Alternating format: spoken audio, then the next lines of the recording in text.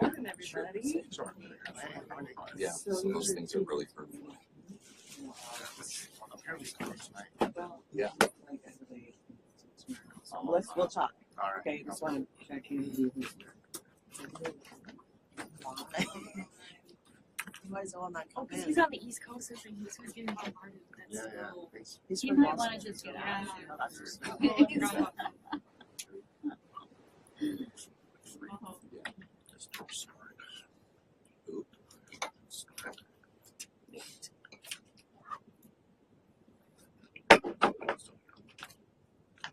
Mitchell, do you know if Tom's starting up? I don't think I've It's seen not fun. My brother said I did that. I said I warned you. I had not seen him. Also, this was my only class yesterday, so I haven't seen a lot of him yet. Maybe I'll see him today. It's a balancing act. Sure is. New piece of tape.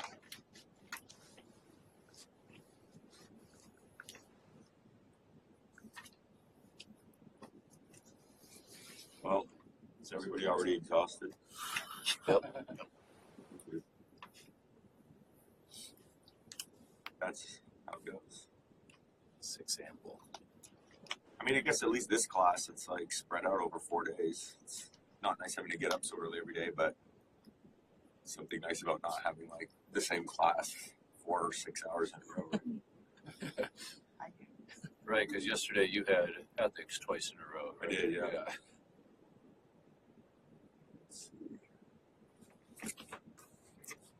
Okay.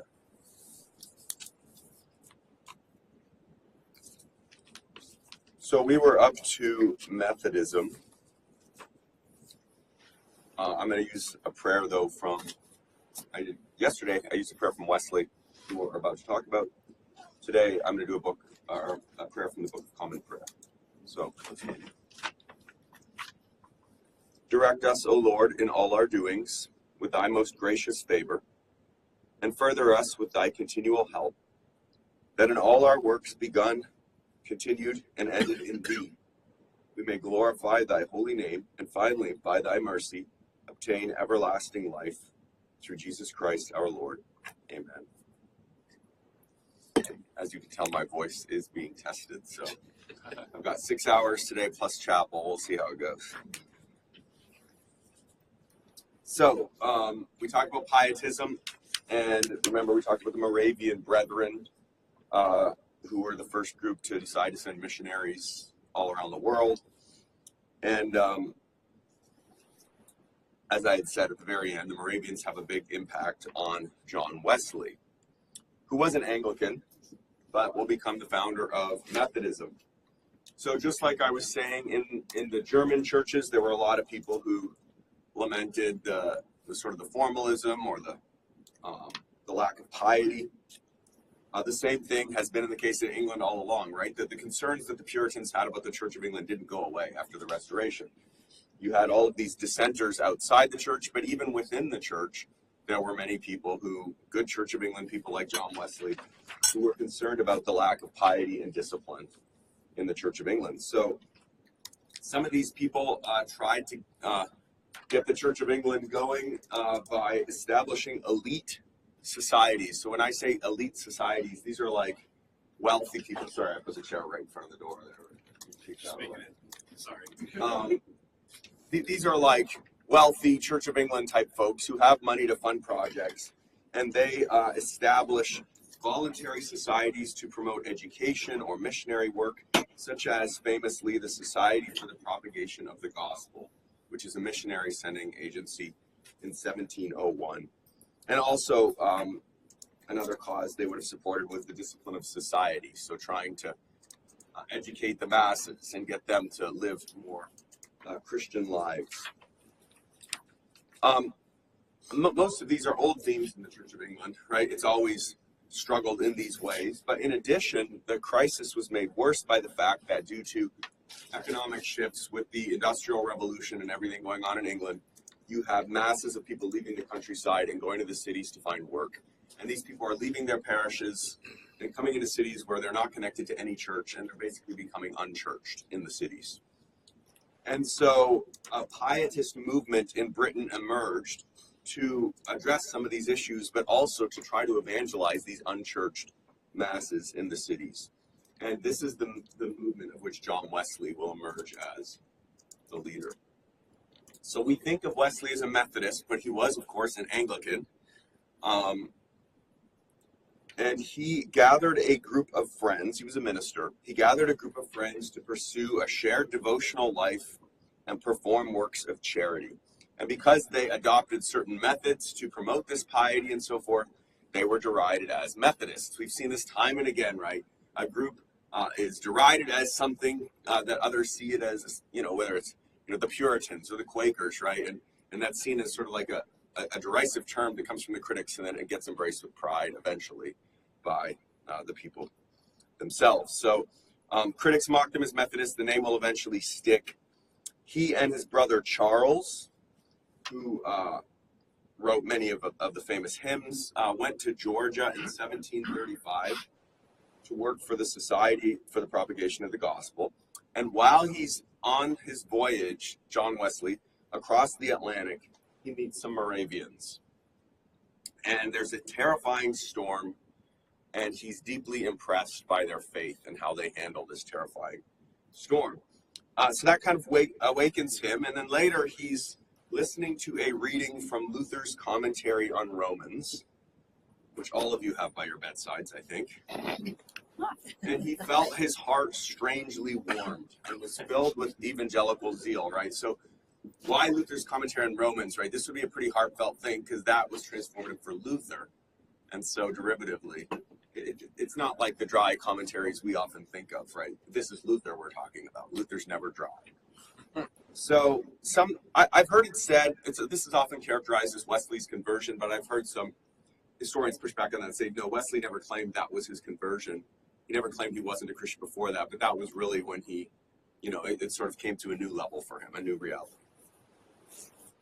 So Wesley, the Wesleys and their friend, George Whitefield, began doing what ministers had not dared to do before. The Church of England was a pretty tight-run ship, and so you had to get permission wherever you preached from the local authorities and so forth, but they would just go outside and preach outside the parish churches to whatever crowd would gather under the open air.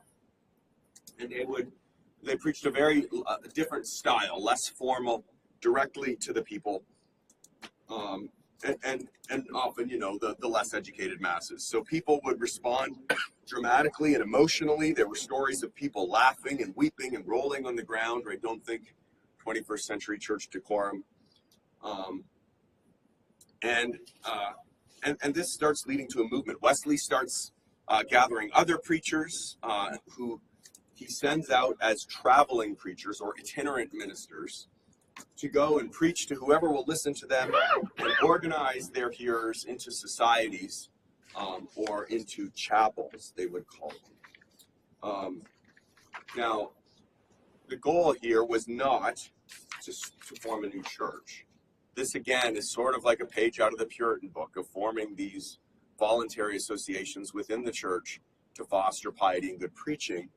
But what inevitably happens in these situations is it starts to more and more feel like, for these people, this is the real church. And so they gradually begin, in practice, to form a church within a church. And many clergy strongly opposed these efforts. Wesley himself was adamant that he wanted to remain part of the Church of England and reform it. He said that his movement was not a church, but he called it a connection, and he argued strongly against separation. Now, as I said, Charles is the brother who wrote a lot of hymns. And so the trio worked together, John, Charles, and then their friend George Whitefield. But what's interesting is they're so focused on like what we would see as just kind of an evangelical gospel that they were able to work together despite serious disagreements over how exactly salvation happens and how sovereign God is in that process. So John Wesley, as an Anglican, was an Arminian, and the Anglican Church at this point allowed the full range of views from Anglicanism to Calvinism. So John Wesley was an Arminian and rejected a Calvinist view of predestination. But Charles and their friend George Whitefield were strong Calvinists. And so in the early Methodist movement, especially in the UK, you have both of these tendencies, and that lasted for a long time. Like in Wales, the Methodist Church in Wales was actually a Calvinist church. So if you've heard of the famous Calvinist preacher Martin Lloyd-Jones, he grew up in that church, and obviously he was a very strong Calvinist. So. Can I ask a question real quick? Yes, of course, always. What was the literacy of the people like at this point? Because primers were starting to become a thing, and like public school was starting to like take off at this time. But like, in terms of like access to Bibles and their language and ability to read it, like where are we at on the spectrum? Yeah, for the lower classes, I wouldn't be confident that it would have been that high. Or I mean, we're mid 1700s here. So I'm guessing well under 50%, but I don't have numbers. Okay. But yeah, I mean it's We're literate regarding like slave passages and things like that, right?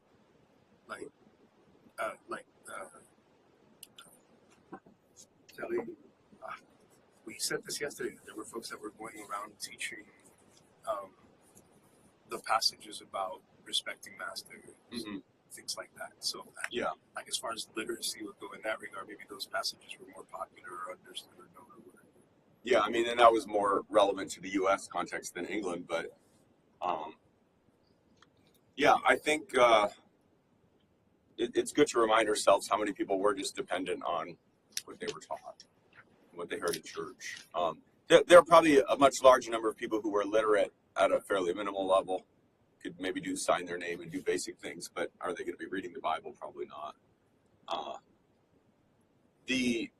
New England, I think I mentioned in the lecture on New England was the most literate society in the world because Calvinists so emphasized education.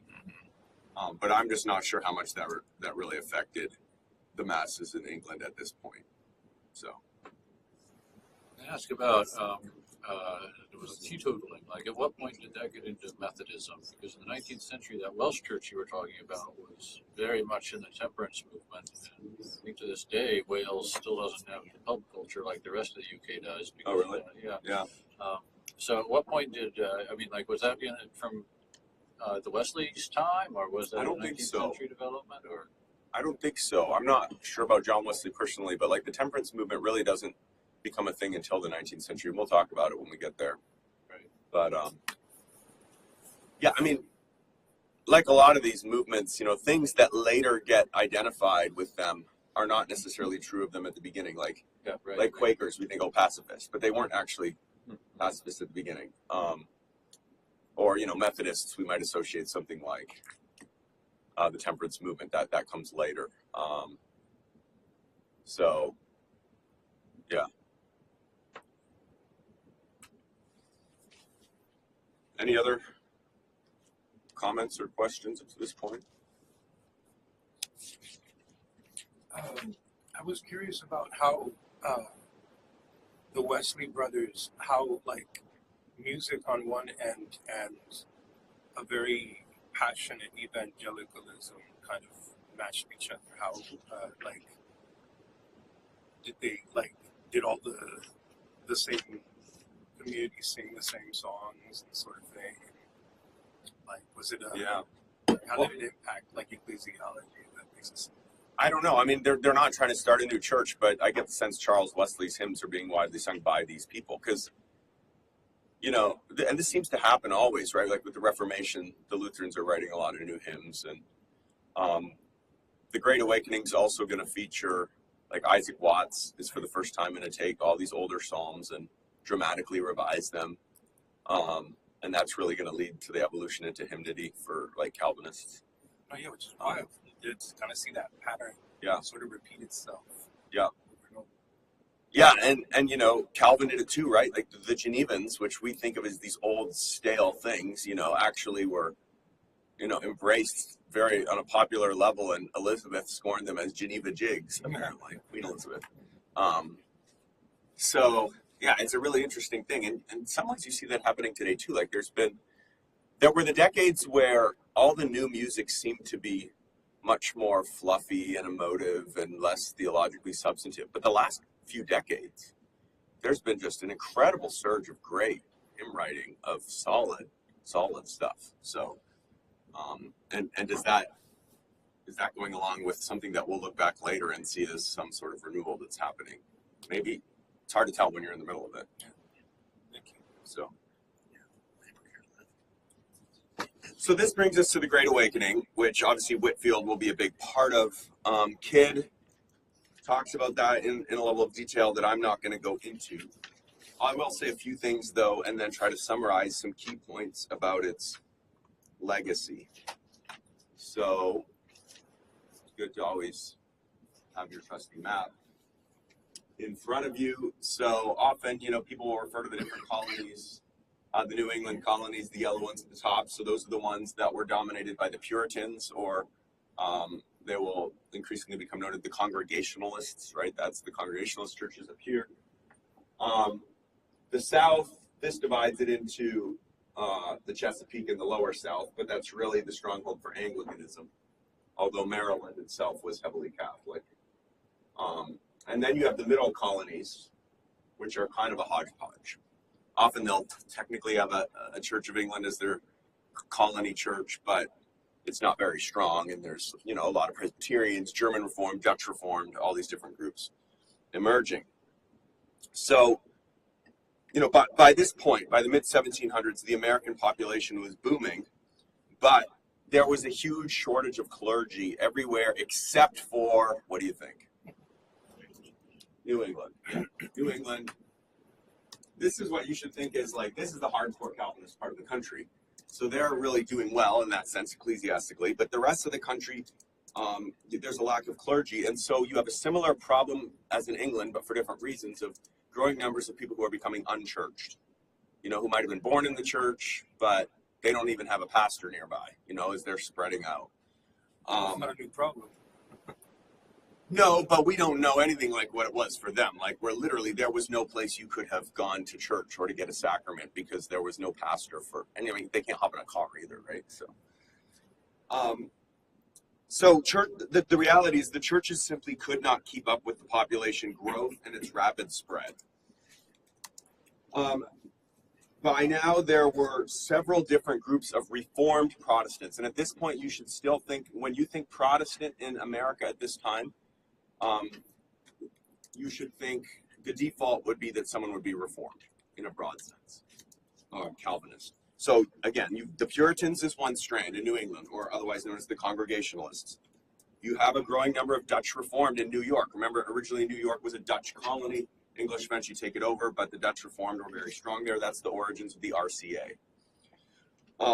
You've got Scottish Presbyterians increasingly coming into the middle colonies, and then later the southern colonies. So that's yet another branch of the Reformed tradition that was present. In the South, Anglicanism would have dominated. Anglicanism at this point was, you might have been Calvinist, but you were more likely to be some sort of Arminian. And really, Anglicanism's only operating with the upper classes. It's not really doing a good job at all churching the masses in the South. So the South would have been the least churched part of the country at this point.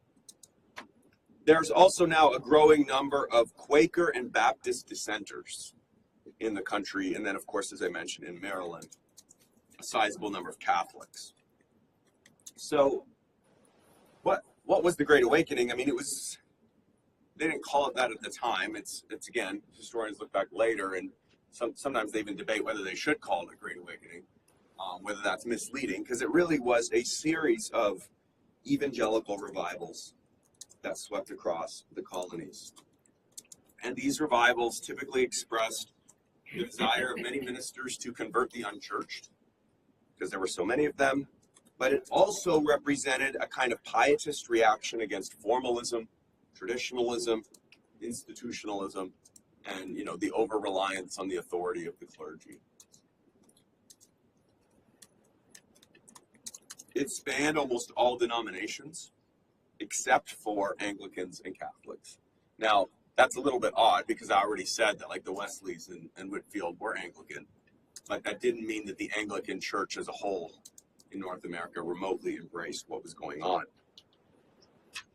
And historians have argued that the Great Awakening was really the first America-wide event, the first unifying experience that all the American colonies had, right? At this point, we see that and be like, oh, that's early America. But for them, that's a bunch of disparate colonies that don't necessarily have a whole lot in common with each other.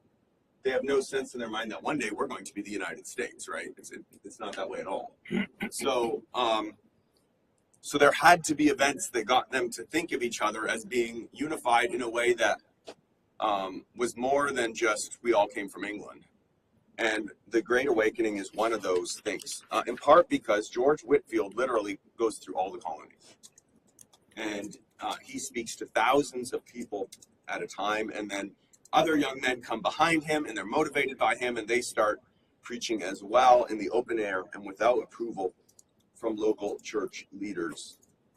And some of them could be pretty, as you know, when you have people in there, what I have, sometimes you hear people refer to the cage phase, right? When you're a new zealot and you're all excited, you really ought to be put in a cage for a while until you calm down, but you go out there and you say things you maybe shouldn't say in your zeal, and a lot of these younger pastors would openly denounce the clergy who they were criticizing. Gilbert Tennant famously preached a sermon called The Danger of an Unconverted Ministry, in which he essentially accused a lot of the clergy of the area of not being real Christians. Some of these revivals became dramatic and emotional, and ultimately this triggers splits in churches. Now, I will say, if only this could be said more often, most of those splits were temporary. They would last a decade or so and then come back together. And typically, when they came back together, it was kind of the moderate revivalists who prevailed in orienting those denominations. So not the extreme revivalists, right? They kind of, everyone agrees they went too far. But revivalists certainly are the ones who, yes, our churches are going to be committed to this phenomena that's going on. This is good old George Whitefield, right? The picture of a great preacher. All of you who aspire to be preachers would want to look just like him. Did I see your hand? Yeah, I was good. So I think it's in the kid book, but one of the books we read had it mentioned that when George Whitefield came to Massachusetts, Jonathan Edwards urged him to not be too hard on the unconverted clergy or something like that. So does that mean that he retained that kind of zeal that the guy you just mentioned, Tennant, I think you said, retained it throughout his career, because he would have been preaching a while at the time he got to Massachusetts? Or was that just like Edwards' misunderstanding of who George Whitefield was, or what does that represent? My understanding was Whitefield didn't engage in that really, that sort of denouncing of the clergy. I mean, maybe they would have felt that way, right? If he's calling their parishioners to a more real experience of the Christian faith. And yeah, maybe, I don't remember the anecdote exactly, but maybe Edwards has seen other people doing it, and what does he know about exactly what Whitefield's going to say? So, yeah. Yep. This might be a dumb question. I don't even know how to phrase it, but we're just learning of all these branches that keep coming. Yeah. I'm trying to organize it in my head. We have Protestant, Catholic, Lutheran, Baptist. Is it okay to be grouping people under that umbrella and saying these people branched off from Baptist, these people branched off from Lutheran? Yeah, I mean, if you want, you can make a family tree. I think that's what I'm at the point of needing to do. Do you want to make a family tree? Yeah. Okay. It's not a dumb question at all. Please make a family tree. Please make family tree. Okay, so let's just start at the top and just say Christianity, right? When everyone was together. This is going to have to be, I'm not going to have every single little group on here, obviously. No, do every single. You get kudos for putting years next to it. So let's have the Eastern Rite folks go over here. And then the creedal ones over here. That all happens within the first few centuries, right? So I'm going to leave them over there now. Then in 1054, you have the split between the Eastern Orthodox and Roman Catholics. That's 1054, which we did not cover this class, obviously. That would have been Church History 1. So now I'm going to leave you at Eastern Orthodox alone. I'm going to come on quick here, probably. There's little offshoots that you have, like the Hussites, right? And there are other groups like the Waldensians you might have heard of in the Middle Ages, but they're kind of smaller groups. But then in the Reformation, you have now the Lutherans come out of this, and you've got the Reformed, and you've got the Anabaptists. I'm just going to abbreviate that. And then, of course, you still have the Roman Catholics. So I would say those are kind of the four original groups that come out of the Reformation. So this is happening, right, 16th century. And then this is how I would do it. Out of the Reformed, you get Anglicans, and you get Presbyterians, and you get Puritans who will become known as Congregationalists. And then you could add all your national branches of Reformed, like the Dutch Reformed, or the German Reformed, right? Or you could keep going and have the Swiss and the Hungarians, right? And they're really all Reformed.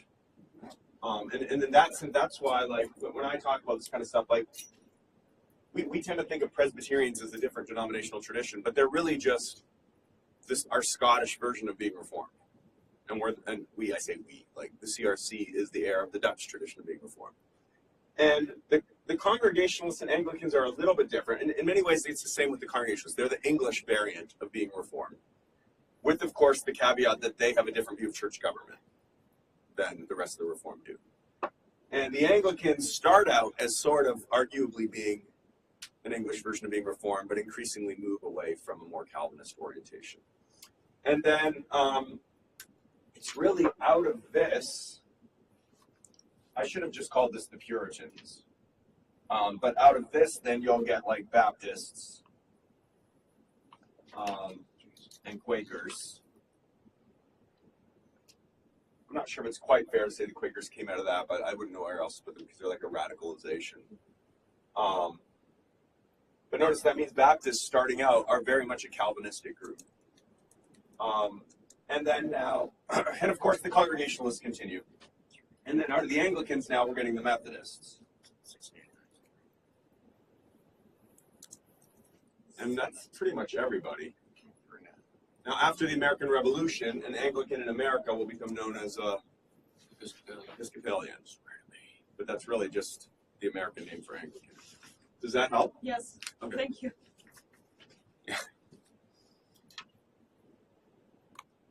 Now, if you actually did all the denominations eventually, like by the time you hit the 19th century, it's just bewildering. So later on, not this week, but later on in lectures, you'll hear me refer to the main line. And what the main line is the kind of the largest version of each of these. Because as like Presbyterians, even already by the mid-19th century, there's going to be like 8 or 9 different Presbyterian groups. But the main line would have been the biggest central one that the splinter groups came out of. So just keep that in mind later on. That's what main line means. And what's weird for us is that when we talk about the main line is no longer the biggest group. But it used to be. It's just that it's shrunk. So that's all way ahead of where we are now. So if Whitefield was the great celebrity of the movement, he's he's been referred to as like the divine dramatist. He had a acting streak to him. But Jonathan Edwards was its leading theologian. And Edwards was certainly the most brilliant theologian of his generation. Some have said the greatest theologian America ever produced. He was highly engaged with key philosophical ideas from the Enlightenment and was not afraid to either criticize them or use them to tweak Reformed theology in ways that some Reformed purists will later object to. And in part because some of Edwards' descendants will do things with his ideas that he didn't necessarily intend. But Edwards was a Puritan. He's a Congregationalist in New England. And he believed that the church was progressing through church history into what would culminate in the millennium. The millennium being the rule of the saints on earth before Christ's return. So this is seen as sort of like a future golden age where the gospel will go out all over the place. Lots of people will be converted. Society will basically be organized on Christian principles.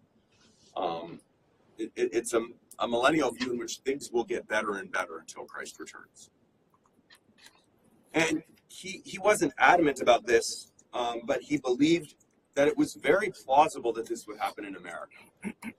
In fact, he has a history of redemption, history of the work of redemption, where he describes, and he's not basing this on the Bible, but based on his historical observation, he describes how it seems like Christianity keeps moving from east to west. And so he thinks that as that continues, America will become the center of the Christian world. Now, again, he's saying this before the United States exists. He's saying this very much as a person who would have seen himself as English or British, you know. So it's an interesting thing. But Edwards ran into problems in his church when he tried to make profession of faith a prerequisite for the Lord's Supper. He was pastor of a church in Northampton, and he actually gets kicked out of his church over this. Now, what's interesting about this is, arguably, Edwards here is trying to do something a lot like what Calvin did in Geneva, of saying that there's no birthright to take communion. The church is supposed to be for people who profess their faith and are active followers of Jesus. And for him, this shows his affinity with the revival, pietist type emphasis on Christianity needing to be very real for people. So he gets chased out of Northampton and ends up becoming the pastor of a small Indian English congregation on the frontier. And that's where he is when one of the French and Indian Wars is happening that I referred to yesterday. So it's pretty interesting. You know, you might think of Edwards as just a stuffy theologian, but if you read Marsden's really, really good biography of Edwards, it also gives you a nice view of what it was like to be an American colonist a few decades before the Revolution, living on the frontier, and everything that went into that. So it's also at this time that Baptists emerged as a major force in American Protestantism. So Baptists had obviously emerged in the early 1600s in England already, but they were very much a minority group all this time. There had been Baptist churches in New England throughout the 1600s, but now they start to just take off, first in New England and then throughout the rest of the country. And again, it's that same pietist impulse that explains it, that the all importance of conversion seemed to demand a rejection of infant baptism. That if you really want to make sure that people are all in, don't baptize them until they are all in, right? Baptists start heading south to the lower colonies. Let's see.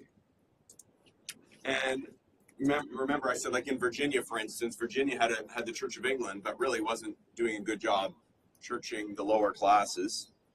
And the Baptists go there and start to, convert a lot of those people. Because unlike Anglicanism, which was designed to appeal in some way to the elites, the Baptists were very much popular among the less educated people, the poorer people. In fact, most Baptist pastors, especially in the South, were themselves not very educated. You asked about literacy in England, but a lot of these Baptist pastors weren't even necessarily literate. So, and certainly the people they're preaching to are not literate in Virginia. So, many of these Baptists were like full-time farmers and they're preaching on the side. But again, they would have probably been Calvinists almost certainly in their theology. And, this is one of those things that's like, on the one hand, you could say this is a great thing, right? That Christianity is taking off in this way. But on the other hand, we have to be realistic that with such poorly educated preachers, there had to have been a lot of really bad preaching, or really bad theology. And the Baptists had no polity to coordinate, none at all, no denominational structure whatsoever to police that. So it's just good to remind yourself of that a lot of the movements that we look at and talk about, they'll have their strengths and they'll have their weaknesses, and God works through them, and it's still that way today. Presbyterians also, I told you they had started, Scottish Presbyterians especially, coming into the middle colonies, they start migrating down, and some of them get into the evangelical awakening, most famously Samuel Davies, who's probably the most famous Presbyterian preacher of the whole colonial era for sure. His sermons are still in print today. And he also attracts a lot of converts in Virginia. Patrick Henry, if you know the American founding fathers, Patrick Henry was very influenced by Samuel Davies, and it's been claimed that he got a lot of his rhetorical skill from listening to Samuel Davies preach. Samuel Davies also was another one of these guys that, like, he didn't hesitate during the French and Indian War, the biggest one that happened in the 1750s. He didn't hesitate to preach, to urge men to sign up and go fight the French and the Indians in order to save, basically, the Protestant colonies from being overrun and destroyed, and, you know, viewing it in very much religious terms.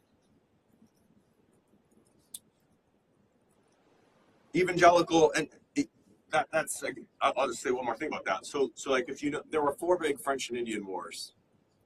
The third of them is called King George's War, and that's in the 1740s, which is literally the high point of the Great Awakening. So while the awakening's going on, the colonies are also at war with France and the Indians. And then there's like 6 years of peace, and then the big French and Indian War breaks out, the one that George Washington fought in. And as the Great Awakening is still going, and, you know, the colonies are mobilizing to fight France. So this is not like, you don't think of the colonies as this peaceful, unembattled place at this time when these revivals are happening. Another thing to note is that evangelicals tended to take the gospel to African slaves like few people had done before. Their message that God's grace does not distinguish based on social or economic status appealed to both poor whites and slaves, especially in the places dominated by the Church of England, which were so hierarchical. This is something to relate. Evangelical culture at this point would have been very anti-hierarchical in that sense. And what they're reacting against, the Church of England stood for that sort of traditional, you know, the big landowners dominating everything and looking down on all the other common folks. So evangelicalism would have had kind of, it's not that they're going out advocating political reform or anything like that, but it's sort of implicitly carried with it kind of a radical social way of looking at society. The evangelical preachers emphasize that every individual has the responsibility to respond to God, and that resonated with slaves, as did the evangelical emphasis on transformative experience that connected with things in African religion, African religious culture. And remember, at this time, of course, virtually all the African slaves would have been illiterate, and many of them wouldn't necessarily even have spoken English or very good English, because they're pretty recent in some cases from Africa. The first black churches were organized in the South, places like Virginia, South Carolina, and Georgia. But don't over-exaggerate it. The vast majority of slaves at this point will still remain unevangelized.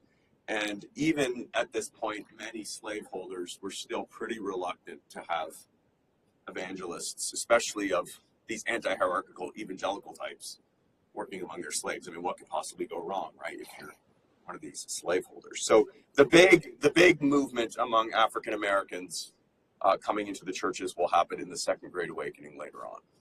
Were these preachers evangelizing in English to them, or did any of them attempt to like learn a dialect of Swahili or whatever? Not that I've heard, no. And yeah, like I mean, it's not like there's an African language, right? No. So they themselves, the slaves themselves, wouldn't have all had the same language, and yeah, you know, they are relatively quickly having to learn English, so it wouldn't have made a whole lot of sense. The awakening led to the establishment of a lot of major educational institutions. I think I put in your handout there what some of those were that became famous, some of them Ivy League. Maybe the most famous would be Princeton University, which was founded by the Presbyterians to train pastors. Obviously, North America desperately needed pastors. And Jonathan Edwards was actually chosen to be the president of Princeton, but then he died from a vaccination. So don't go put that on the internet and use that to talk about vaccination at a different time. But that also shows you that, you know, Edwards as a Congregationalist is invited to become the president of Princeton, which is Presbyterian, and shows you that the Congregationalists and Presbyterians very much saw each other as, you know, equally reformed people. All right, let me wrap up the Great Awakening by just making then several summary points about, in particular, evangelicalism, because I said to you that this is really when, you know, what we today would recognize as evangelicalism and a lot of its character traits emerge. It's not that the word wasn't used before, but the sort of modern movement. So I would say evangelicalism was characterized by the following phenomena. First, the emergence of denominations, the end of the era where everyone thought we have to be in the same church, and the acceptance of the fact that different denominations can work side by side, if not together. This happened first in the middle colonies. For a reason, they had the weakest state churches. And so when you have weak ties between church and state, it will foster religious pluralism and vice versa. And so the denominations there got used to accepting and tolerating each other and competing with each other. So for instance, Presbyterians and Baptists really dominated Philadelphia by the early 1700s, and they just kind of accepted each other and worked alongside each other. And that was pretty unprecedented. Not to say we are the true church and you all are straying from the true church, but to recognizing, okay, we have some serious disagreements, but we're not saying you're not the true church. So that's one thing. Secondly, a reliance on charismatic, don't think Pentecostal type charismatic, but think like popular dramatic leadership. A type of leadership where you follow someone not because the institution has said that they are the person you're supposed to follow, but because you're drawn to them by their gifts. They inspire you. They inspire you, yeah. So that's the original meaning of charismatic. It didn't have to do anything with other spiritual gifts or anything like that. You know, we take it for granted, right? Like people switch churches all the time to go sit under some great preacher. But at the time, that's pretty radical because it was a parish ministry structure everywhere where you were just supposed to go to your local church. I mean, I don't know how many of you remember how many of you live in this area where there are so many Reformed churches, but I bet the vast majority of Reformed people in the Grand Rapids area drive past, 3 or 4 or more other denominations within the Reformed tradition, let alone other CRCs or whatever denomination they're part of. So it didn't used to be that way. And George Whitefield is the ultimate model here, right? America's first celebrity preacher. And from this point forward, increasingly, pastors had to attract listeners. If you don't preach well, you can't assume they will come anyway. You've got to preach in such a way that people come. You've got to compete for their loyalty. And obviously, as with denominations, you could look at that and say, well, you see some good things that could come from that, but you could also see some bad things that could come from that. Third, a heavy emphasis on the conversion of the individual, characterized by an intense emotional experience, being born again and transformed by the Holy Spirit, right? So a shift away from the older model that certainly the Church of England practiced, but even in many ways, the Reformers would have assumed that most people are going to be baptized into the church, they're going to be raised, they're going to be catechized, they're going to embrace the faith, and they're not necessarily going to have some dramatic conversion experience, right? That was the norm. But for the evangelicals, increasingly, they're going to want to know, have you had that experience? Have you been transformed in this meaningful way? And can you talk about that? So that's like that watershed moment you bump into as pastor in different churches. If they're not particularly CRC, but they're in a CRC church, you'll hear stuff like that even in the current church context. I was saved 1955 at a Billy Graham. Right. So that big watershed moment starts getting seen as conversion. And then other folks that grew up in a CRC context would get into the conversation of, I've never had a big conversion moment. So it was right, because until the late 1900s, the CRC wasn't that impacted by evangelical culture. Now it is.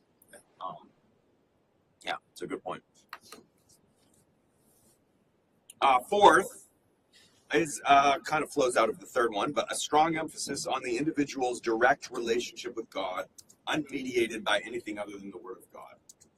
Now, of course, a lot of these trends are intensifications of trends you already saw in the Reformation, right? So the Reformation is known for emphasizing the priesthood of all believers. You don't need a priest between you and God. But the Reformers still very much emphasized the institutional church as what mediates, in a sense, God's grace, right? The regular means of grace to the people.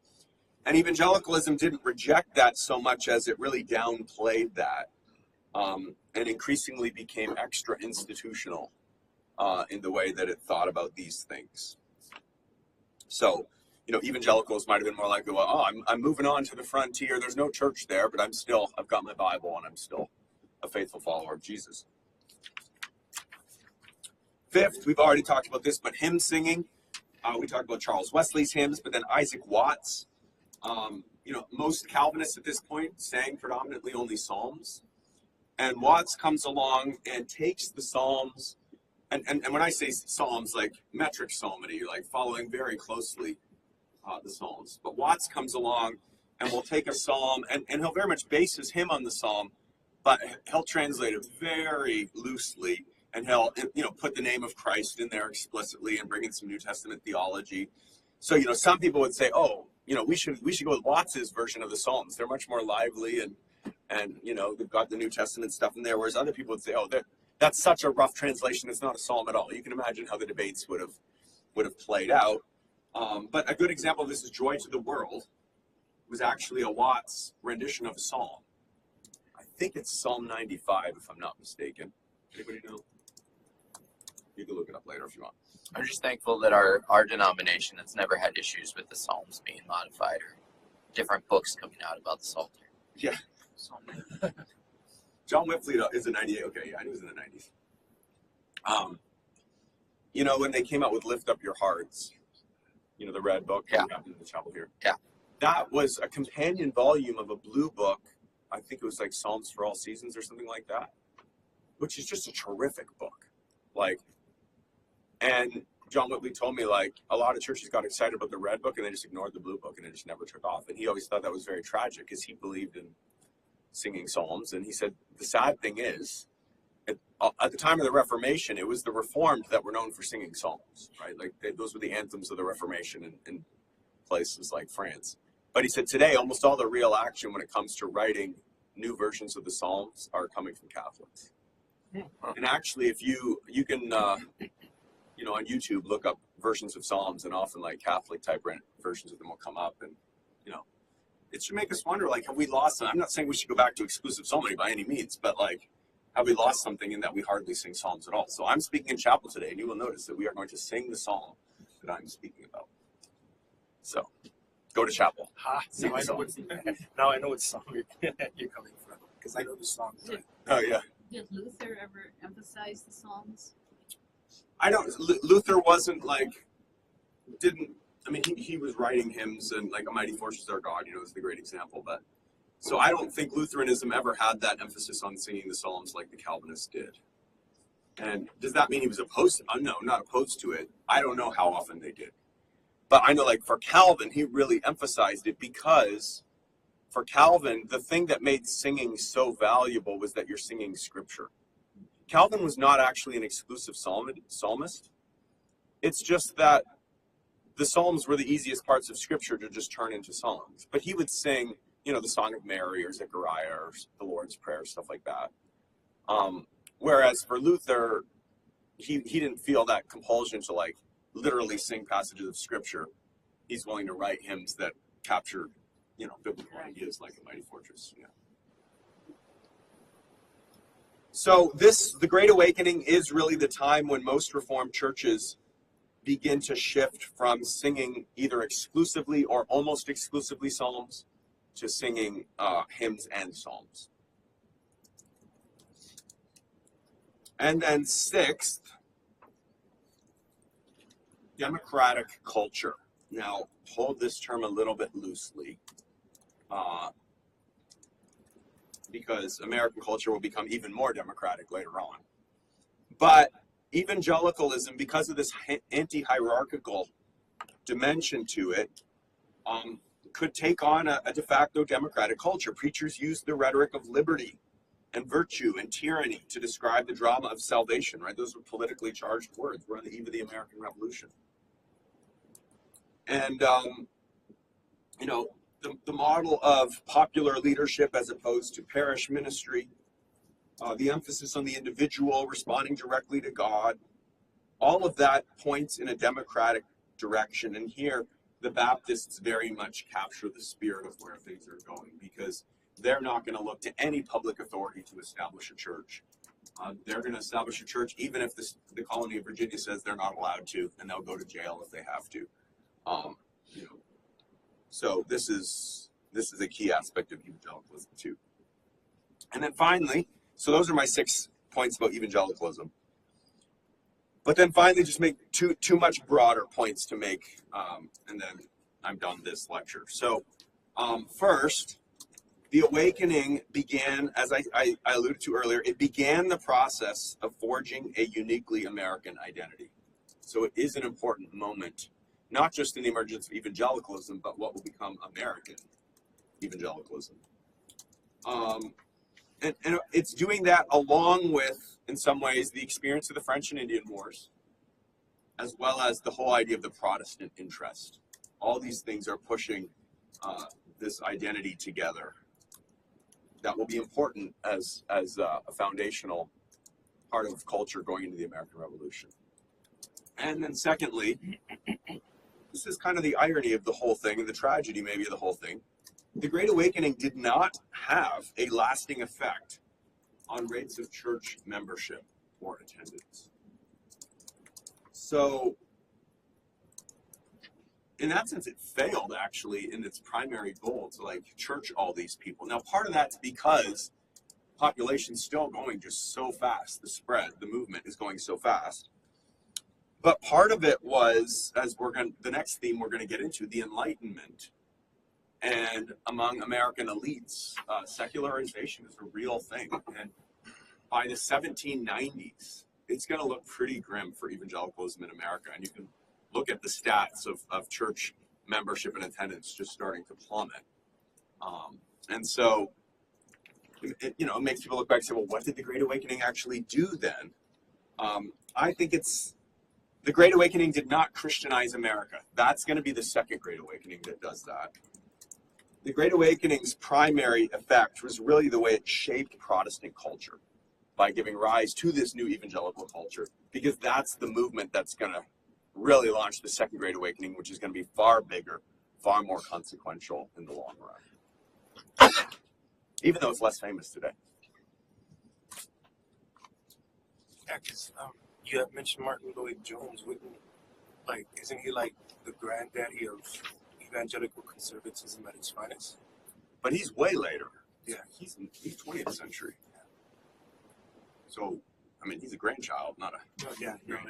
Well, for me, maybe. Right. No, but here,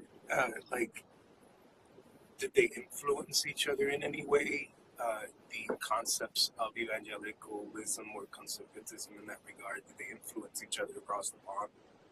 Yes. Yeah, I mean, and like Wesley and Whitefield are going back and forth. They all, like, neither of them settles in America. They're fundamental figures. And later, like Lloyd-Jones, it's been a while. I read a biography of him probably way back when I was in college or seminary or something. And he went through his own transformative experience, I think, from reading the Puritans and people like Wesley and Whitefield. So there's definitely a line from Puritanism and its emphasis on piety and all that to evangelicalism, and that will inspire many people in the future, like a Lloyd-Jones, or many people today. Like, a lot of Puritan writings are still in print. Yeah. There's this little organization called Banner of Truth, some of you may have heard, and they publish a lot of Puritan writings, but not just narrowly. Like, they'll publish they're the ones who published Lloyd-Jones. They published Whitefield, Wesley, all these guys, and they have pretty big following. It's just wild because I saw a clip of an interview of Lloyd-Jones on YouTube. Like, if you guys haven't checked it out, it's worth watching. Just the interview was very much along these conversations and like what it meant to be evangelical in that context. Very eye-opening. I'll shut up now. Today, like, someone like John Piper is very much the heir of this tradition. Like, John Piper was deeply shaped by Jonathan Edwards. And a lot of Piper's theology is just repackaging Edwards for modern context. So, That is the most gracious way I've heard someone describe Piper's theology. oh, really? Oh. We can talk about that later. All right. Why don't we take a 5-minute break? And we'll come back to the Enlightenment after that.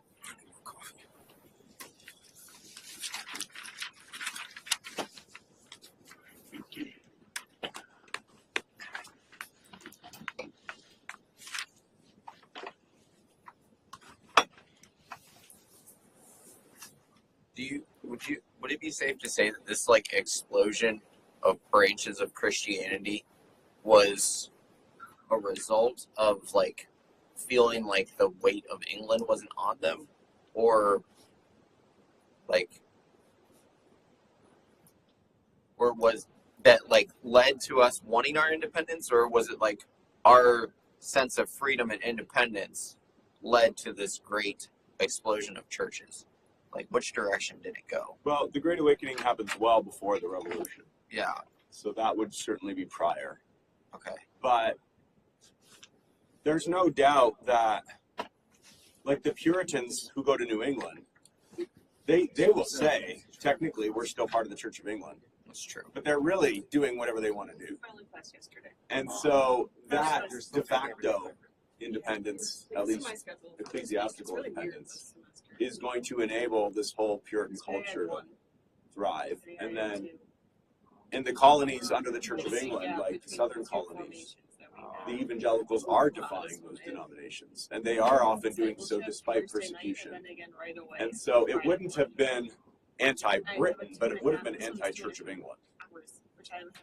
And you can see how those things could blur in the context of the Revolution, but I think it would be anachronistic to read that into. I think the people in the Great Awakening would have seen themselves as good British subjects. Their issues with the Church of England, it's not with England. But that could easily sour. You know, so if they feel like Britain's going to come take away their rights and freedoms, well, then all of a sudden you might transfer that concern about the Church of England to the monarchy itself. Because for And I think that is an often forgotten factor of the Revolution that I'll make comments about later. I'm thinking maybe should I take online version? But I don't know what this is. I think you can't switch to online after being hybrid. I don't know. Lauren's gonna have something to say about Where are you? today then, because I conflated those two. Oh yeah. Like, I don't mind taking hybrid. Maybe like mix up hybrid and online, so that when I'm actually hearing intensively, St. Joseph two classes, but you know. Yeah, further down. So that's It's not exact, but yeah, I think it's modernization. Yeah. Yeah. I only regret with hybrid week is formation is always Wednesday night, and I wish it wasn't because I want to go back and be with like be a Wednesday night program. Oh, Sorry. I see. Thankfully, like I have great volunteers, so I just equip the volunteers to do it that night, Yeah, and they're fine for one night. I can't. It's not something I can be like I'm gonna be gone from home. Oh yeah. Like nope. Yeah, yeah, For one night, it's fine. But every week, every time we get to intensive, Yeah, I wonder if they won't do it on Wednesday night. No, it just is what it is. Yeah. I like to be with the That's kids. true. I don't like missing. Like who knows though? Like I think Lisa's done after this year. Right? Yeah, this is Lisa's. I think this is her last semester. Yeah. Yeah. So I don't know. Maybe it'll Sad to see her go. schedule my change. Yeah, this is a little odd. I don't know why You started New St. Louis should be here. Newcastle? Yeah. That's not okay. St. Louis, it's a difference. It's okay. Yeah. Yeah, but it's a newly planted church. Yeah. So like we don't have that many Oh, people. yeah. Yeah. So maybe around like 10 Sometimes it's not siblings. Do you have like a mentor? It could be that. Yeah, that's good. I was in the first children's program. The children's ministry had died at the church Yeah. before, and then they hired me to be like, "Oh, this person's gonna take it and run." And I'm like, "I don't have any experience in children's ministry." Well, you know, like under Cromwell, the English tried to take So I'm them. glad you have a mentor though. Yeah. That's all. Do you still have They, it? they do end up getting a bit. I think it was I've never like Cromwell sends this big Says I have a expedition boss finally, but she's to interim. fight the Spanish. We hired her This about is a in, year like, ago, Okay. Mid 1600s, she's and then gonna leave eventually. they just But get it's down been to nice to have a boss for a little bit. Yeah, I've been my own boss that's for so true. long. That's true. Yeah. In Because fact, at least you know they can kind of direct you. I think that's where it's Edward Winslow, Are you middle school and high school? a key Yeah. figure in the early Puritan colonization. The 10 went on kids that as a- expedition. overall. Yeah. Yeah, that is a little So, low. But it was Yeah, we tend to it was forget done all really the well, though. transatlantic Yeah. networks and relationships. I mean, we because started, these are only like one region last either year, each year. Yeah. And we're trying to. Like like the triangular trade So what is it now? would have been So it's not doing It's nothing. Yeah, yeah. Caribbean. So, Yeah. Yeah. And I think my the key economic pastor, he's part of in touch that was with the CRC people. the colonies here were. We'll see how the membership process. It apparently takes about a year or so. That's not how we remember it. You never like Where they about focus. Yeah, but if Is you're the gonna- church if you itself throw small this, too, or just Uh, the houses, Yeah, Mhm. I guess they'll about like have a lot of them. 40 From Yeah, the- it's- yeah. small. I mean, if you're using Yeah. 10 kids, Yeah. and that's Yeah, a fifth of the congregation. Sugar Yeah. plantation. Right. Yeah. Yeah, and then later cotton is what's going to fuel the Industrial Revolution in many ways. So, But that was more the West, right? yeah, it's good. I like. where cotton You was guys coming have, from. are you living at the church? Do you have your own place? No, I'm staying at my parents right now. You got to make sure. Yeah, yeah. I don't think my church might be able to afford it. So. Right. Yeah. Keeping track of who's here. So you said you wanted to get ordained in Garcia. If I decide to. Yeah. When I first came to Calvin, I thought, oh, maybe I'll just take steps to do CRC and RCA. So I have multiple avenues to take, and then it's funny that I work to be ordained in CRC Always. and RCA. Both of them have a lot of requirements. I'm like, no, we're just gonna choose one. So much is the lead difference with Shrek. Yeah. There's not really a lot of difference other than the CRC. Here, we got the difference on sexuality. Maybe like 900 tops. Nice. Some of their congregations could engage in that. So I got to get you guys to make sure I have your names right. To decide if they want to do that. So they gave the churches their So remind me. autonomy. So you're Gavin. I don't have a picture for you here, so that's So why. take the course here And then? then Josh Cinema. it's always different online, right? You either have no picture or you have this tiny picture But they that. count it down. You upload one time. Yeah. The pictures all have to take So, it as This one, my picture's pretty old. you already A lot more, understand, a lot more gray than when I Figure first that one out uploaded later. my picture. So this looks like our first year ministry. Second year youth ministry. This is what it looks like after Yeah, 10 I'm years. actually one Just like 5 minutes from where I work. He's Five Oak College in Holland. Okay. So whenever I say, hey, I'm in seminary, they just assume, oh, she's at Western. 10 years Well, actually, I'm forward. at Calvin. I'm only here because I have Someday I'll be Tom Slender, right? They did that. All right, let's Calvin's keep pretty going cool, more than Western is, so. I feel like all night. into the Enlightenment. We are not progressing chronologically here now. We're kind of going back in many ways, talking about what's happening at the same time as all this pietist and evangelical stuff. Remember, I had said that these were two huge definitive developments in the modern world for Christianity, one being the rise of evangelicalism, the other being the Enlightenment. So, in many ways, a lot of the conflict and experience of Christians from then all the way to today is going to be the result of conflict and tension between these two strands. So it's very important that we pause and know the Enlightenment and what it was all about. So the Enlightenment, sometimes referred to as the Age of Reason. Do you have a handout? Oh yeah, I do. And it's also online, but I have an actual handout. Awesome, thank you. I'm not sure how many are there. I don't know how many people want one. I don't like. There's not enough for everybody, but there are a fair number. So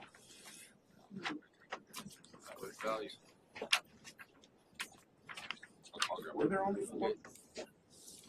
I printed out more than that, and I wonder if I left them in my office. Who? Is it in the file section on the camera? Yeah, it is. Yeah. So those of you who have laptops with you, you can access it that way. If you want, I could quick print a few more. Is there someone who really wants one? Who didn't get one? I know you were taking notes one. Do you want one? Oh, I pulled it up. I'm good. You're fine? Okay. I'm old. But you got one, right? I like me. Okay. I actually meant to have like 10 of them, and then I think I left them in my office, so. Okay, so anyway, as I was saying, the Enlightenment, or the Age of Reason, is an intellectual movement really associated with the 18th century, though some of its key thinkers are 17th century. And it emphasized the priority of reason over religion, tradition, and superstition. So religion, tradition, superstition, often conflated, are seen as unreliable guides as opposed to reason. It also emphasizes the importance of the individual and individual autonomy over traditional hierarchies and authorities. Now, as you can imagine, of those two characteristics, the reason over religion one is not going to connect well with Orthodox Christianity. But the one about individualism over traditional hierarchies and authorities will in fact jive with some versions of Christianity, specifically evangelicalism. So there's room for a nuanced response to the Enlightenment here. Now, to understand why the Enlightenment happened, it helps to consider some of the key factors in the background of it.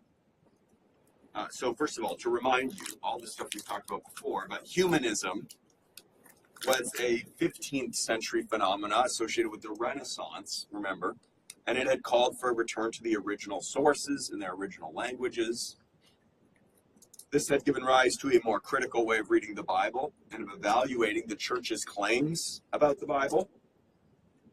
So you can see how that would foster an intellectual culture that, if further radicalized, would feed into the Enlightenment. Although that leads some people to read the Enlightenment back into the Renaissance and humanism. That's not fair. But you can see how one paves the way for the other. Similarly, Protestantism, right? Protestantism was built on the humanist impulse, emphasizing the principle of sola scriptura, rejecting the medieval allegorical mode of interpretation, and calling for humanist-style exegesis. Calvin was a humanist.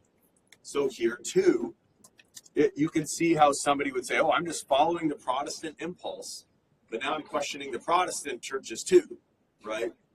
And I'm doing so in the name of reason rather than a slavish following of the Bible, right? And of course, more Orthodox Protestants would be like, no, that's not a fair application of our principles, but that's how it usually happens. Some people take things to more radical directions than others.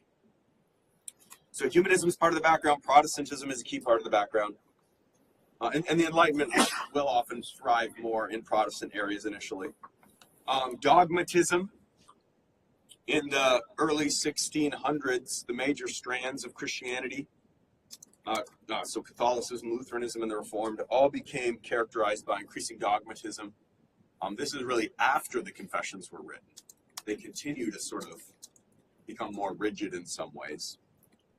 And so a growing number of intellectuals and clergy find that suffocating and divisive and unhelpful. And so that contributes to an anti-clerical reaction that the Enlightenment will pick up on.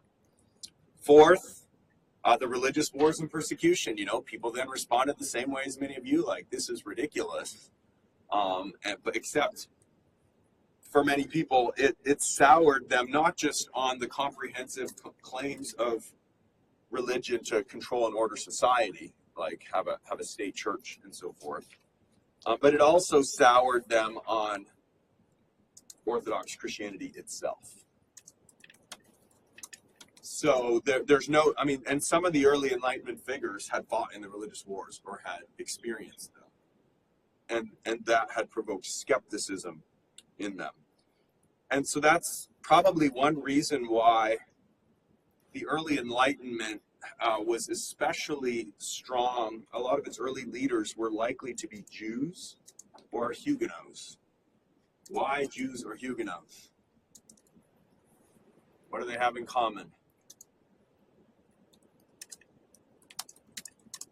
Don't like the authority hierarchy.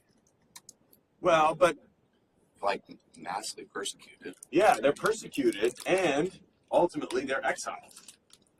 Right? Remember I said the Huguenots were the biggest exile movement in early Christian history. So the Huguenots are people without a country. The Jews are people without a country. Both have suffered greatly from religious dogmatism and the conflation of church and state and that sort of thing. And so that's going to encourage many of them to move in the Enlightenment direction.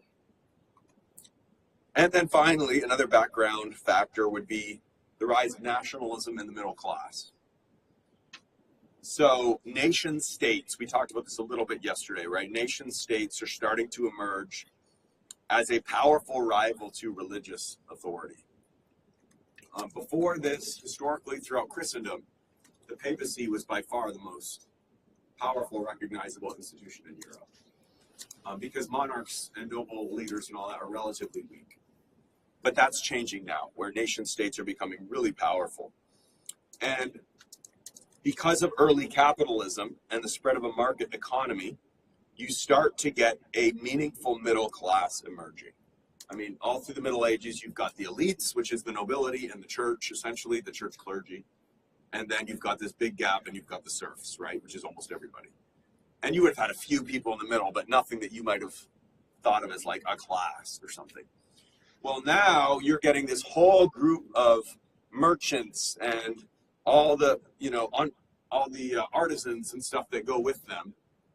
They're gathering around towns and cities and so forth, and they're basically being treated. They have no more rights than if they were peasants because they're not nobility, and so they're clamoring for some sort of recognition of rights and authority commensurate with their economic clout, right?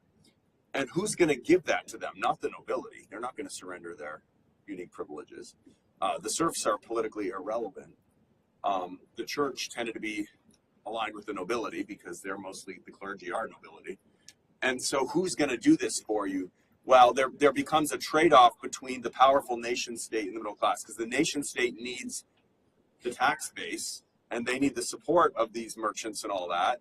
And they can get that by offering them new rights and freedoms and privileges. Okay, so this whole new dynamic that emerges is going to gradually undermine traditional feudalistic structures, and it's going to encourage the questioning of hierarchy and traditional ways of doing things. Does that make sense? Yeah. Ultimately, that's going to come to fruition in the French Revolution. In fact, Are you going to talk more about the taxes and stuff? Because that was a major part of one of the wars that we had to read about last night.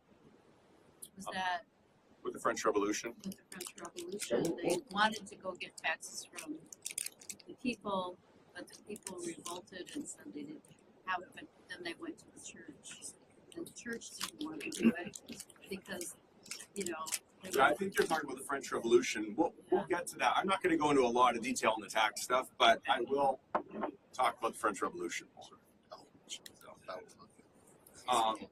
But you have to think of, so like when the French Revolution starts, the king is trying to solve a financial problem. And that financial problem is because France is bankrupt because of the wars it's been fighting. And so he calls the Estates General, which was way back into the Middle Ages, the traditional representative body of the French people. But historically, there were really just, two main groups that you needed to make up the Estates General, and that was the nobility and the clergy. Well, by the time of the French Revolution, you have a third estate, which is the people, because the people actually have some clout now. But the way that you had traditionally voted is each class would vote as one body, so each class got one vote, and so the nobility and the clergy would each get one vote, and then all the rest of the people would get another vote.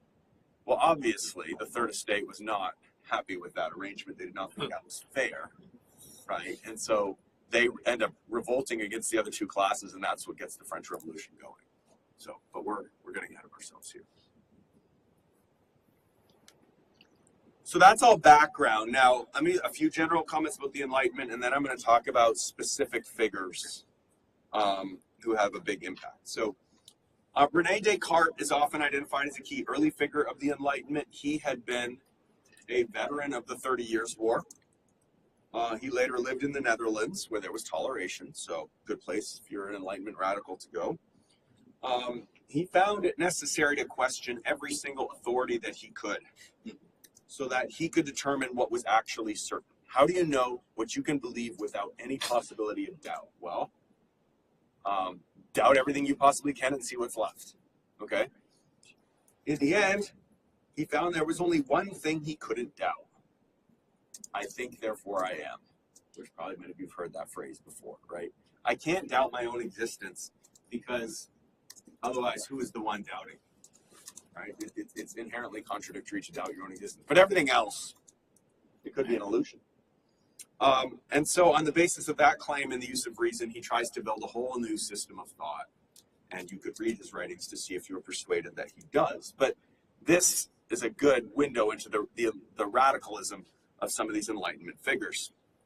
Ultimately, interesting though, Descartes does have to argue that God must exist and that that's the basis for meaningful knowledge we can have about stuff. Although he's not thinking the orthodox God of Scripture necessarily. How is that not upgraded? Yeah, well, I mean, ideas can be recycled. So again, a growing number of intellectuals are rejecting the traditional authority. So that, of course, includes the clergy, whether Protestant or Catholic, but it also includes the Bible. You start to get figures questioning the Genesis story of human origins, right? That didn't start with evolution. That starts already at this time. Or, questioning the miracles of the Bible, which seem to go against reason. Theology is being displaced among these people as the queen of the sciences, and a shift toward philosophy. It's going to take a long time for this kind of stuff to really infiltrate the church at a meaningful level, but that will happen and lead to some of the major crises we'll look at in future weeks. Many Enlightenment thinkers had a supreme confidence about human progress. They believed that the human race was constantly advancing, and that now, as they unshackled themselves from the oppressive authorities and traditions and superstitions of the past, we would be unleashed for much more accelerated progress, right? We are enlightened. Now, it's interesting to think about this, like, where did they get this idea of progress from? Because non-Christian cultures don't have that, right? Christianity is really what brought the whole notion of progress, not their notion necessarily, but into the Western world. And so this is a good example of where the Enlightenment thinks it's freeing itself, but it's actually maintaining certain convictions that it got from Christianity in the first place.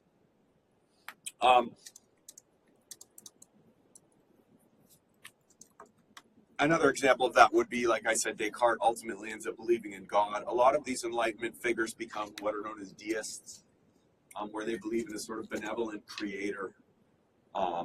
They also will often have a very high view of humanity. And again, you say, like, where does this idea of God come from? Where does this high view of humanity come from? I would argue that a lot of that are carryovers. It's the capital of Christianity that they're running on here. So a deist would believe in a benevolent and wise creator who made the world perfectly, but then sort of stepped back and wasn't necessarily personally involved with it the way the Christian God was. So the illustration often used for this is like a watchmaker. He brilliantly designs the watch to run perfectly, winds it up, and then he just sets it there, and it can just go on its own for a long time. So that's kind of how a lot of deists thought of God. But there were more radical Enlightenment figures who were decidedly hostile to religion. One of the most famous was a Portuguese Jew who also took the refuge in the Netherlands, Dutch toleration. And he wrote this. I think this quote's in your handout. You can see here anticipation of things that Karl Marx will later say.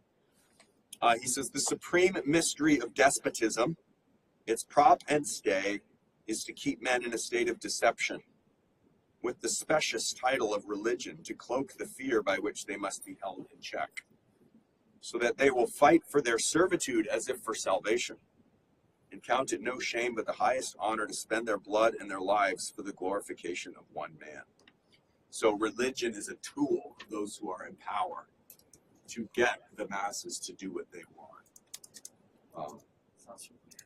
Yeah, and again, we associate that kind of rhetoric with Karl Marx often, and then of course a lot of people believe that today. But it's older, though, how he could land there. Yeah, based on what we've read and what we've seen. Right, the religious wars. How many political leaders did use religion to advance their own? Yeah. And if they didn't, how it appeared maybe that way to a person from the outside. Right. So that's what you often get with Enlightenment critiques of Christianity. You say, well, a lot of what they're saying is fair in a critique of a lot of what Christians have done or have said or what passes for Christianity. But it's not necessarily fair to true Christianity, you know. But the problem is, how many of us really represent true Christianity perfectly? None of us do, you know. And which is always why we should not fall into this trap of claiming that, you know, you should judge Christianity by its members as if like we are the ones who will attract people to the gospel. Yeah. We need to always remind people like we're sinners too. We're here because we have so many problems and feel like and we need salvation. That's where the Anabaptist view of the church really emphasizes it's all about us being faithful. That's what's going to attract people. But the Augustinian understanding of the church was that the essence of the church consists in the daily prayer, forgive us our debts as we forgive our debtors. Like, this is the body of sinners. And I know there's dangers there because that can lead you to, you know, not take seriously your flaws and all that. But it's still true. We're going to mess up no matter how hard we try not to. And so these critiques should humble us because often they have a point. Let me now turn to some of what I think are the really, really important figures that you should have at least a basic awareness of to understand the rest of the story of Christianity that's coming. So first is Thomas Hobbes, who inspired the famous tiger. Thomas Hobbes, likewise, common theme here, had lived through the English Civil Wars, and he blamed Puritan theology, especially the two kingdoms idea, for the disorder. As he saw it, as long as there is competing authority between church and state, there will be conflict. The solution is you need to have one authoritative body. So he worked out a concept known as the social contract. He said that in the state of nature, so by the state of nature, these Enlightenment thinkers are talking about a time before political authority was set up. Okay? So in the state of nature, he said, people would have constantly been at war with each other. And life would have been, as Hobbes famously said, nasty, brutish, and short. And so people enter into a contract with each other, establishing government to provide security. And this government is only valid based on the people's consent. However, once they've given that consent, they can never take it back. It's permanent. And the power that they're establishing has to have all power. It has to be absolutely sovereign because that is the only way it can create order. Again, for Hobbes, if you have competing authorities such as church and state, you're going to have conflict and war. And he named this all-powerful government that would provide people with security after the mythical biblical creature Leviathan, which is the title of Hobbes' most famous book. So don't ever think that the Enlightenment was all about freedom and democracy. It clearly wasn't. It never has been all about that. There have always been multiple competing strands of the Enlightenment. But Leviathan, wasn't that associated with demonic presence too? In the Bible, are you In saying? the Hebrew, evil. I don't know the answer to that. I think Leviathan's only mentioned once in Job. Job and in the Psalms. Psalm as well. Psalm 122. Yeah. I don't know. That's a Klinger question. I don't know what, and I don't know what Hobbes would have thought about that either. Because Job is pretty clear it was a monster with 7 heads. Well, and That's in Revelations too. Hobbes is trying to claim that the state has to be this, like, in a sense, powerful monster.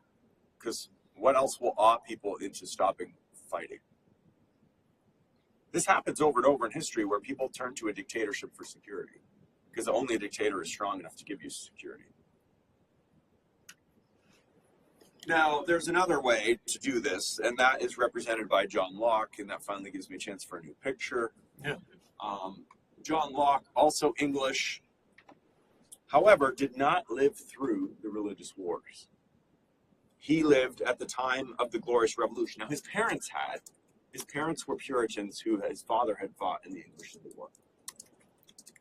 But for Locke, the big problem in the latter part of the 1600s was not war so much as it was the threat of absolutism, of Charles II and James II claiming too much power. Tyranny is the big threat for Locke. Locke becomes the father of the political tradition known as political liberalism. Now, from this point forward in the class, I will refer to, I'll use the word liberalism a fair bit. And sometimes people get confused because liberalism in different contexts refers to different things. So just heads up, and some of this won't even matter to you until later watching some lecture videos, but there'll basically be three types of liberalism that I will talk about. One is political liberalism. That's what Locke is the father of. And it's basically the tradition of, not necessarily democracy, but democracy is part of it, but limited government, political rights and freedoms, that sort of thing. Later, we'll talk about economic liberalism, which is basically like free market, what is often just called capitalism. And then much later on, we'll talk about theological liberalism, or sometimes I'll call it Protestant liberalism. And that is a very different thing. That is a kind of rejection of an orthodox doctrine of Scripture and a lot of the doctrines that go with that. So don't conflate those, because you could be an Orthodox Christian but totally believe in political and economic liberalism, right?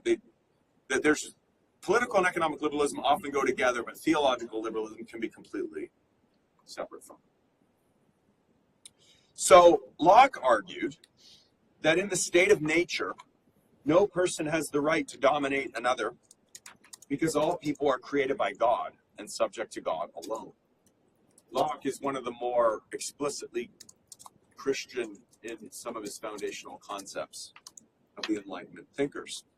So by nature, since they're under God alone, Locke said people are free and equal, and they possess natural rights to life, liberty, and property. For Locke, marriage and family were part of the state of nature, but not government, obviously. Like Hobbes, Locke argued that people enter into a contract to escape the violence and bloodshed of the state of nature. But unlike Hobbes, who thought they had to give absolute power to this new government, Locke argued that they contract with government to protect them and their property, and that they don't give it unlimited authority, rather they give it specific delegated powers, limited by law.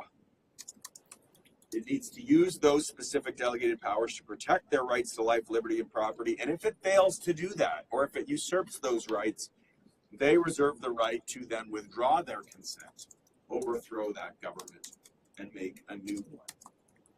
That should sound familiar. That idea will be important in the American Revolution. Locke's not really inventing this, right? We've seen Christian resistance theory, Protestant resistance theory beforehand. But he's tweaking it, he's revising it. And Locke actually does this at the time of the Glorious Revolution, which we talked about yesterday when, remember, they invite William and Mary to come and invade England, throw out James II. So that's the time when Locke publishes his writings on this. And his writing was largely seen as a justification of the Glorious Revolution. But Locke also argued for religious toleration. But unlike Hobbes, who rejects two kingdoms theology, Locke takes two kingdoms theology and builds on it. He argued that the basic mark of Christianity is charity, or love, and that it requires people to not persecute others without just cause. And based on two kingdoms theology, he argued that since religion is a matter of the conscience, the state has no right to interfere with it without good reason. He limited the concerns of the state to matters of the body, property, earthly, temporal matters, and said the state should not focus on matters that merely pertain to the soul. Only if religion leads a person to violate the rights of others or to disrupt the temporal order, only then should government get involved in restricting religious freedom. So wild too. be doing philosophy for understanding theology and just going through this right now. Oh, It's yeah. just blowing my mind. That's your other class right now. Yeah. Yeah, so Locke, and now, just so you know, most people today, they think, oh, Locke's like one of the first people, or the Enlightenment, finally, it's bringing us religious liberty. But remember what I said, I think I said this yesterday. If I didn't, I should have, or maybe I said it in the lecture, but Roger Williams was an example of an Orthodox Christian who had used purely biblical theological arguments for separation of church and state and religious liberty, and in some ways had a more aggressive vision for that than Locke did. So don't ever fall into the trap of thinking like, well, the Enlightenment saved us from ourselves. I mean, it's true the Enlightenment's gonna, Locke's arguments are gonna be hugely influential, but there were before that Christian voices making theological arguments for this. And in many ways, Locke's argument is actually also theological, right? He couldn't say what he's saying without Christian premises underlying. So like that would be the pattern of a lot of Enlightenment thinkers, is that they're taking what they inherit and tweaking it. Yeah. In whatever vision they Pretty much always, that's what they're doing. So now Locke did defend the persecution of Roman Catholics. Why? Because they owed their allegiance to the Pope rather than the English government. Now, he's not making that up. That's not anti-Catholic prejudice. That was true, right? The whole Glorious Revolution revolved around keeping a Catholic off the throne. And there were plots. There was terrorism. There were things like that. So he's saying, you can't tolerate the religion of someone who doesn't think your government's legitimate. Similarly, he did not think atheists could be reliable because, like most Enlightenment thinkers, he thought you have to believe in God in order to have morality. That's an area where the Enlightenment was fairly conservative. A lot of the founding fathers had that same view, right? So think about this. You're going into a court of law. How can we trust your testimony? Well, I promise to tell the truth, so help me God. You don't even believe in God. Who are you afraid is going to punish you if you're lying? Right? If you don't believe in a God who's ultimately going to reward the good and punish the wicked, you have no incentive for doing what is good at all, and we can't trust you. That's kind of the mentality. Would it be fair to say like that's when natural law gets remixed into moral law to a certain extent, or Natural law and moral law were always deeply interconnected in Christian thought. but more like, I guess, prominent during the Enlightenment? I think it's just a different way of talking about it. It's not that those two concepts being mixed is not new at all. So again, as we'll see, Locke's idea have a big impact on America's founding fathers, but I just want to note how Christian they are in many ways. I'm not saying that Christian theology alone could have got you everything that Locke argued, but his ideas of natural rights, liberty, limited government, all depend on his Christian conviction, foundational assumptions. And so he didn't use this term, but I use this term. I think we could call the liberalism he represented as a kind of Christian liberalism. And that's just important to note because later on, there will be a strong tradition of political liberalism that is not Christian and that tries to build commitments to these basic rights and freedoms on a non-religious foundation. And the question becomes, is that even possible? Or is the religious foundation essential to the values of political liberalism? That's a very important question for our own time.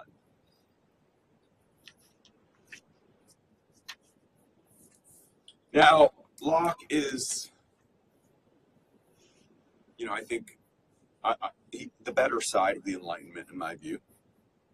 A more radical proponent and a much later proponent is Jean-Jacques Rousseau, who was from Geneva, sometimes referred to as the other famous Genevan, although Calvin was technically from France.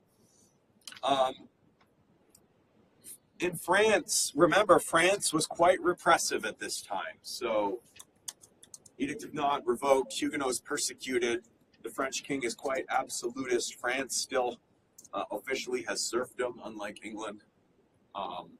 And so, a lot of these early Enlightenment figures in France, people like Voltaire, Diderot, Jean-Jacques Rousseau, are sharply critical of France's church, the Catholicism of France, as well as different aspects of the French regime. and social system, but you just got to remind yourself what their context is, why they're so critical of all of that. And sometimes Huguenots really sympathize with them because they were also critical of a lot of that stuff. Rousseau argued that nearly every element of human society and culture had become unjust. And as a radical critique of society, he proposed rejecting all theological and historical authorities in a sort of imaginative exercise of thinking about what were humans like in the original pre-political state of nature. You know, before it got corrupted, what were people like? Well, in this state, he argued, unlike Locke, that humans would have had no property and no society and no authority, no family ties, no religion, like John Lennon. Except for Rousseau, they were really individuals, like the noble savage. And of course, Rousseau probably does have America part in his back of his mind, or at least his perception of America, right? The noble savage lives by himself, doesn't have a family, doesn't even know that sex leads to procreation. Like, they just don't even associate those things together. And he kind of describes this in more idyllic terms, not like Hobbes, where life is nasty, brutish, and short. And the first step toward oppression, he argued, was when the first person basically carved out a parcel of land and stuck up their flag and said, mine, property. Right? That's when things went wrong. So property is the original sin, in a sense, for Rousseau. And from there, human beings construct culture and authority, often for oppressive purposes. You can see, again, Marx will pick up many of these ideas later on. Political theology flashbacks. Yes. So Rousseau's point was not that we should try to go back to such a state of nature. Rather, his point was that since society is entirely a human construction, we don't do things the way we do because God told us to, although they say that. We made this. And we made a lot of mistakes along the way. And so if we made it this way, we also have the freedom to change it, deconstruct it, and reconstruct it afresh. And, again, here you can see anticipation of, in our own times, people who just want to deconstruct everything, right? They don't see anything as being rooted in natural law or divine authority, right? Whether it's marriage or whatnot, anything can be reimagined. I'm not saying Rousseau thought that about marriage, but you can see how his ideas can be taken in that direction. So the key to change for him would be education. Like a good Enlightenment thinker, he thought that if you educate rational people to pursue the common good, they could build a just Republican system. Republican not in the sense of the political party, but system of government. As enlightened people reason together, they will reach a consensus that Rousseau called the general will. And the general will, our shared consensus, is more important than what any of us think as individuals. And this general will is what all government and law will be built upon. Unlike Locke, Rousseau did not emphasize individual rights or the rule or limits on the government's authority. In that sense, his sort of emphasis on like consensus and Republican values is a little bit like Locke, but his idea that once you've given this power to the government, they have all power, like the general will is infallible, so to speak, that's more like Hobbes. In fact, he said this: whoever refuses to obey the general will shall be constrained to do so by the whole body, which means nothing other than that he shall be forced to be free. Okay, so it's obviously a little bit different of a tradition of liberalism than the one that Locke speaks for. What year was this? He's doing a lot of this in like the 1760s. His dates are 1712, 1778, so. Is this the same Rousseau who's, that we learn about in education? Probably, are you thinking Emile, his novel Emile on education? Yeah. He wrote Emile, yeah.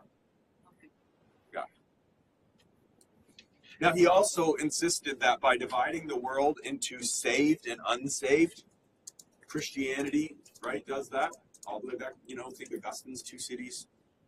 Rousseau said that by doing that, Christianity makes itself incompatible with Republican freedom. Because in Republican freedom, everyone forges the general will. And if you're constantly talking about the saved and the unsaved, the saved and the damned, you're constantly making these bifurcations, you make that consensus impossible. In that sense, he's closer again to Hobbes than he is to Locke. And so Rousseau argued that society must establish a civil religion based on reason alone, and that it must censor and suppress writings that run contrary to the general will. And Rousseau is, just like Locke is going to have a huge impact on the American Revolution, Rousseau is going to have a huge impact on the French Revolution. He's the first statue the French Revolution put up was Rousseau. Any other comments or questions about Hobbes, Locke, or Rousseau? Because that's kind of the main political figures that I was going to emphasize. I just have a comment, is that he was very instrumental in shaping some of the educational policies way back when. And so he's important in that regard too, that he got into education and said, this is basically how we should run our schools. Yeah, well, and again, you can see how, Reformed people had also always emphasized education. That was a unique Reformed emphasis. So you can see how, if you're a French Huguenot experiencing all this persecution, you might have found a lot you liked in Rousseau. And this is an area where, for centuries, Protestants and Enlightenment type figures are going to find a lot of common ground. And it's really, and we still do have a lot of common ground, but there's also going to be some tensions and conflicts that are going to emerge that are gradually going to lead to a polarization that we are now experiencing. That's a slight oversimplification, but also has an element of truth. I would argue it has caused great chaos in the educational system. Rousseau's ideas. Yes. Yeah. I've not actually read Emile, which I should. I have it, but it's a big book. Well, it gets into all this stuff about how do you discipline a child. That's all factored into, and so teachers are always caught between his ideology and then a more conservative, liberal kind of thinking as well. So. Well, he looks like such a nice man. I mean, you compare him to Locke. Yeah. He chose these paintings. I mean, do we get to decide what pictures will be used to remember us? Well, and the thing that people liked about Rousseau was that there was so much emphasis on beating a child during this time too, and beating a child into submission, and so everybody was going against that too. And so they didn't want to treat the child that way, and so Rousseau comes along and says, just let the child do anything they want to do. There's a reason. Yeah, and so that caused problems too. And Rousseau is notorious, and this has permanently damaged his reputation, that, he had a mistress, and whenever she had a kid, he would drop him off at a local, not really an orphanage, because it was a place that it was widely known that if you drop off your infant there, the infant will die. So he essentially practiced infanticide. It also, I think, reveals a lot of the philosophical underpinnings that influence not only politics, but even theology and theology. Yeah. Well, that's why I do a whole lecture on it, because this is going to be the key. The whole later, we'll talk about later, the fundamentalist modernist controversy. Theological liberalism is all ultimately rooted in this sort of foundation. And so, with ripple effects even in CRC debates today. Yeah, absolutely. Yeah. Okay, so that's political liberalism. Let me now switch to economic liberalism, and another great painting. Good old, Look at that. Adam Smith. How many chins is that? It's only one. Killing me, dog. Adam Smith published The Wealth of Nations in 1776. same year as the Declaration of Independence. So we're on what, 250th anniversary of the Wealth of Nations. He's become known as the father of economic liberalism, or market economics, or capitalism. People debate what terms are appropriate because, well, one thing I would just say is capitalism means very different things in very different contexts to very different people. So that's not my preferred term. I prefer economic liberalism or market economics. Market economics revolutionized the modern world. I've already talked about the early emergence of capitalism, the rise of the middle class, all that sort of thing. But it's Smith that's going to craft the theories that are just going to unleash it. At that time, the dominant economic theory was mercantilism. In mercantilism, it was basically believed that there's just a limited amount of wealth. The only way to really grow it is to find more gold in the ground, which the Spanish are doing in Latin America, right? And so if there's only a certain amount, you know, if Nick takes more, I get less, right? Unless I take some from somebody else, but we're just moving it around. And so governments, like the major colonial powers at this point, Britain, Spain, France, would try to carefully control all economic activity and trade to make sure that it benefited the home country and not the rivals. So Britain will pass laws, for instance, for the American colonies saying, you may only trade with us. You cannot go export your products to Spain or France or something like that, which the colonies are not always going to like. Notoriously so. Yeah. So, but the premise here is wealth is a pie of fixed size. So we need to make sure wealth's coming into Britain and not getting out. And so a lot of the conflict between empires is in part over who controls what colonies and has access to what trade routes, right? And can control trade. Now, Smith thought all of that was misguided. Smith believed a benevolent God had made the world according to certain natural laws, and that it would run best if left free to operate according to those laws. And among those laws were the principles of economic freedom, such as the division of labor, right? Assigning different tasks to different people so that we can operate more efficiently. Or supply and demand, people being free to produce what they want in order to meet the demand that is out there. And he argued that there would be far more economic prosperity for everyone if these laws were observed and the market was left free. Workers would be free to move and work where they could get the best pay. Investors could invest in products for which there was the most demand. People would be free to buy the things that they most wanted. So driven by self-interest, supply would follow demand, and goods, services, and labor would move naturally where they were most needed.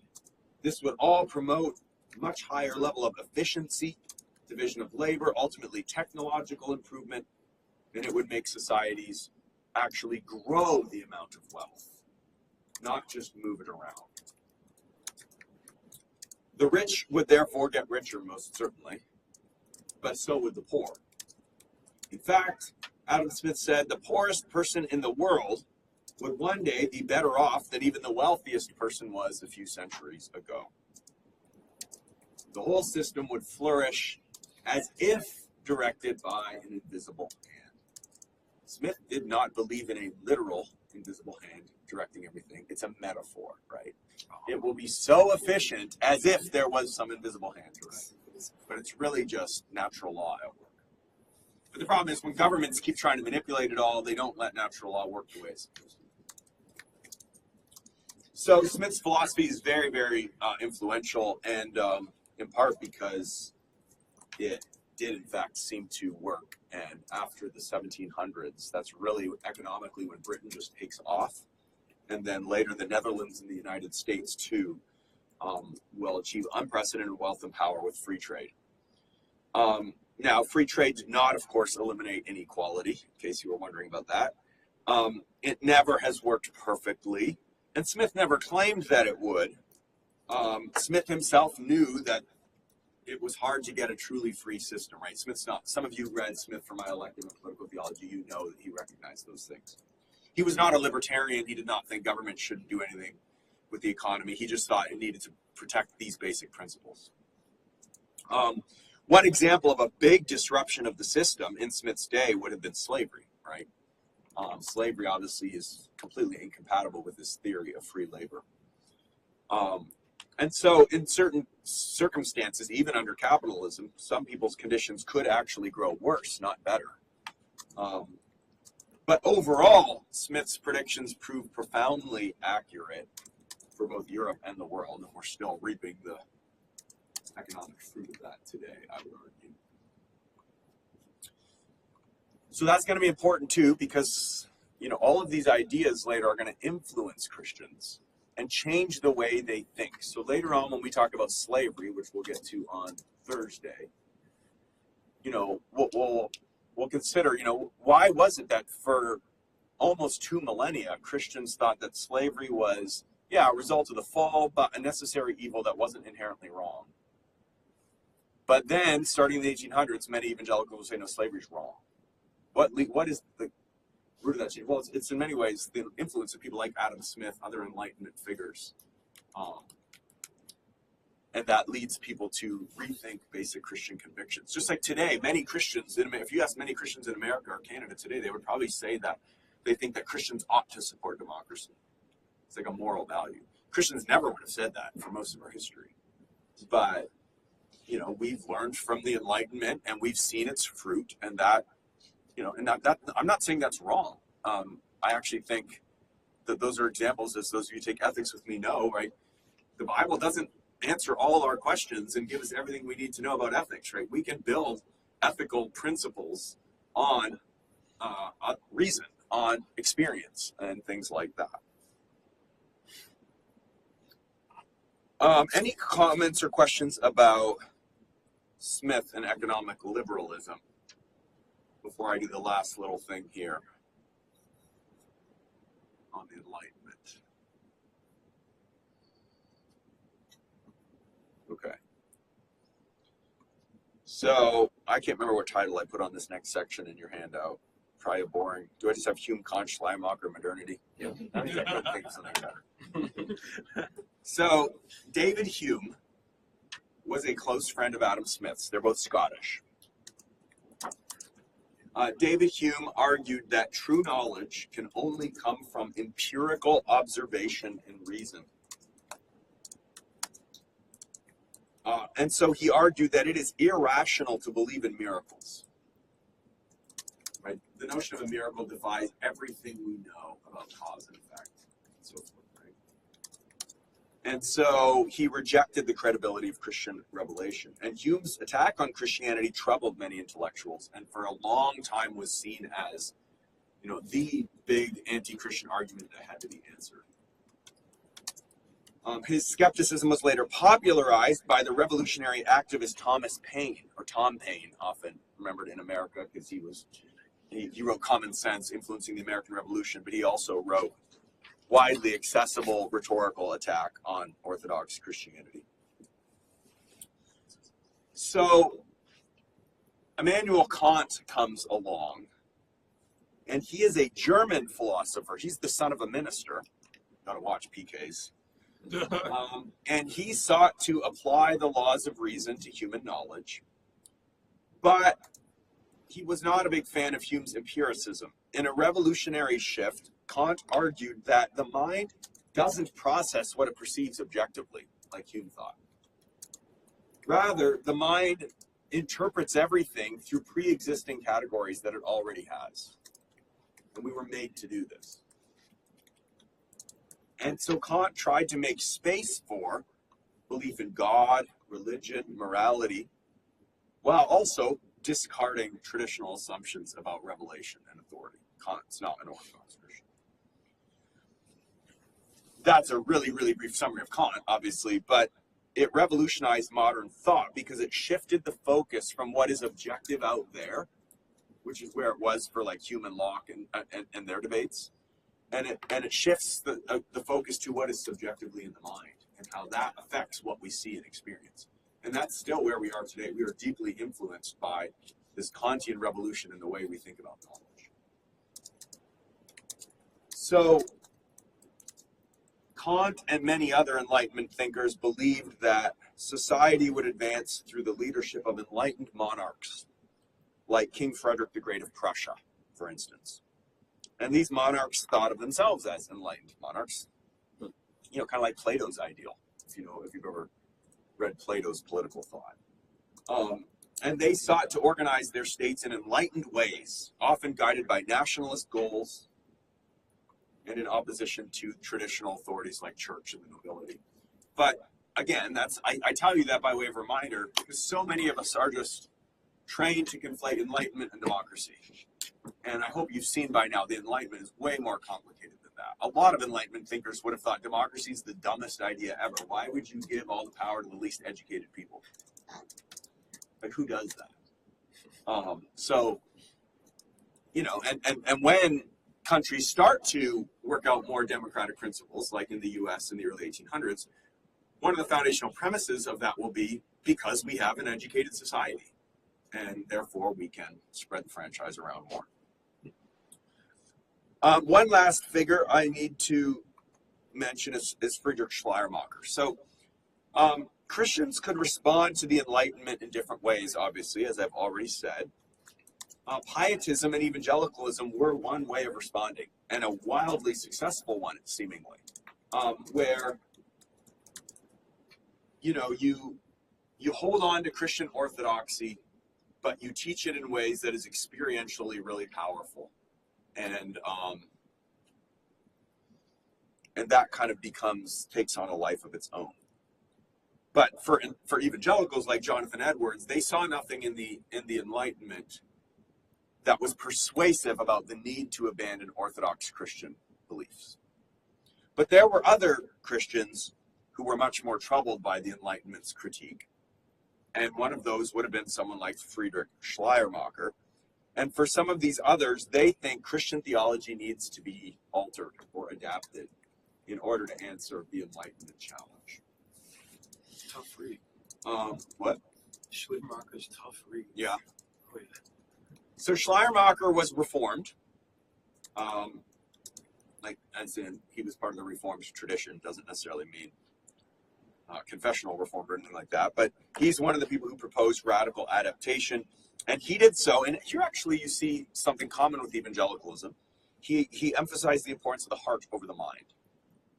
The mind might have all these problems. What can I be confident about? What can I really believe? But the heart, we can know what that's about.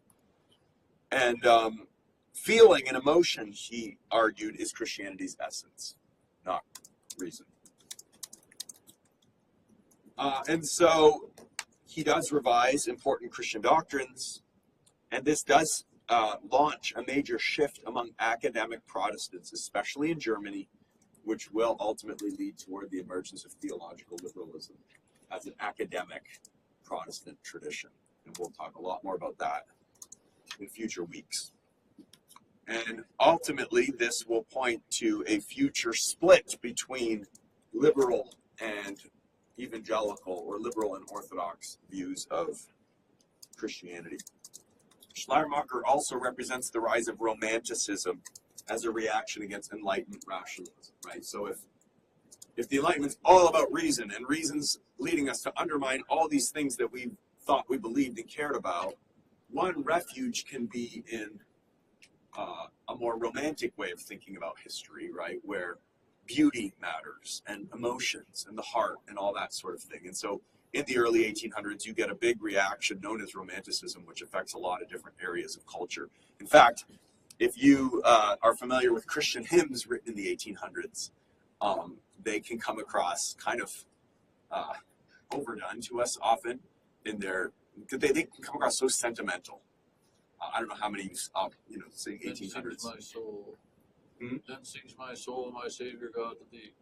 Yeah, I don't know when that song is from, but 1890s. yeah, so that's a little later, but still, this is that period. And the Enlightenment's confidence in reason and progress will define the Western outlook during the 17 and 1800s. it will deeply shape the revolutions that we'll talk about tomorrow.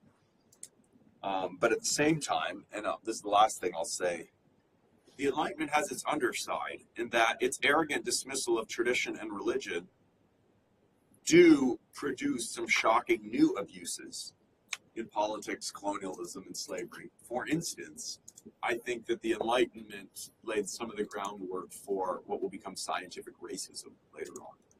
And so, when you reject traditional authorities, like the authority of the clergy in the Bible, that might make you feel free. But what if you reject the dignity of all humans as made in the image of God? That might lead you to justify genocide on rational principles, right? So you can see how the Enlightenment could have a more positive upside impact if it's holding on to certain Christian convictions, but it could also have a pretty negative impact if it becomes more radical in its rationalization and rejects some of those Christian foundational principles. So that ends that lecture and takes us right up to 10. So any comments or questions as you pack up? I have a question about the scientific racism. I heard a take that the like a skin color distinction and like on people black or brown came out of the intellect scientific racism kind of thing, or how we refer to people as black today didn't really start until this time period. Is that a fair assessment, or is that far before the Enlightenment era? Yeah, so I think that racism emerges in the latter quarter of the 17th century, really. I'm talking about in the Anglo tradition. So like Britain, America, that's what I know best. So the latter part of the 17th century is when racism really starts to emerge. And it seems to be used as a justification for slavery and different things like that. But even then, it wasn't scientific. Okay. So they start to use the language of black and white, and they start to use that, make that the basis of laws, which they hadn't done before. But they don't have a sense of like biological race yet. I see. Okay. That comes in the mid to late 19th century, when science is really starting to take off. Because it takes the Enlightenment a while to launch science far down the road, But that emerges in the mid to late 19th century, and that becomes the most vicious point of racism in Western history that ultimately culminates in stuff like the Holocaust. Okay, so then just the color distinction that was new territory in the 17th century is what you're saying. Right, but the more biological scientific underpinnings of race comes later, Okay. and that's what leads to the worst Okay. abuses. And then I think I'm anticipating it, but it was in many ways our experience of the horrors of that led to the big backlash against racism and the recognition of just how evil it is and can be. Kind of like with the religious wars, right? Like it took experience to see the danger for what it was. Yeah. Thank you. Very good question. On our family tree, Yeah. who did Schleiermacher impact the most? Well, I mean, he's in the German Reformed line, but Did it ever like spread out from there? well, the whole Protestant liberalism thing, I think, happens and it becomes centered in German academic culture, and then spreads around the world that way because everyone goes to the German universities. But then obviously they're training pastors, and then it trickles down into the churches. But it doesn't launch a new denomination. Not until the fundamentalist modernist splits start happening. Well, you start to have liberal denominations and conservative denominations. At first, they're all in the same denominations, and they have to fight it out, and they have to decide, is this liberal stuff tolerable, or is it a different religion? We'll talk about that later. Okay, good. Thank you.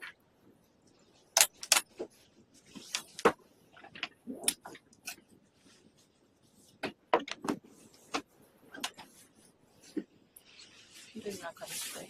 Oh, you think so? He's not. Lisa, did you ever clarify your obligations with Lisa? With Lisa? Yeah, like whether or not you had to be here, or are you just preferring ignorance as bliss at this point? I'm just preferring ignorance as bliss and coming when I can. Yeah. Like I can't come tomorrow, but I am planning on coming Thursday. Yeah. And plus, I just enjoy being in person. Oh, it's good having you. Like, You can tell I lecture different when I'm talking to a computer So screen, different. right? That- Absolutely. yeah. Oh, so It's a lot different. more fun for me too. Oh yeah. I just wish my besetting sin in this class is I just wish you had more time. Like we have to cover so much territory. Oh, we're covering like 1,000 years. Yeah. Like easy. 700. 700. Yeah. And it still feels like a nutshell. Yeah, but I mean that's what the curriculum requires. So, Right. No, I get that. but yeah, hope for you guys, it's just a teaser. It's an introduction, but it gives you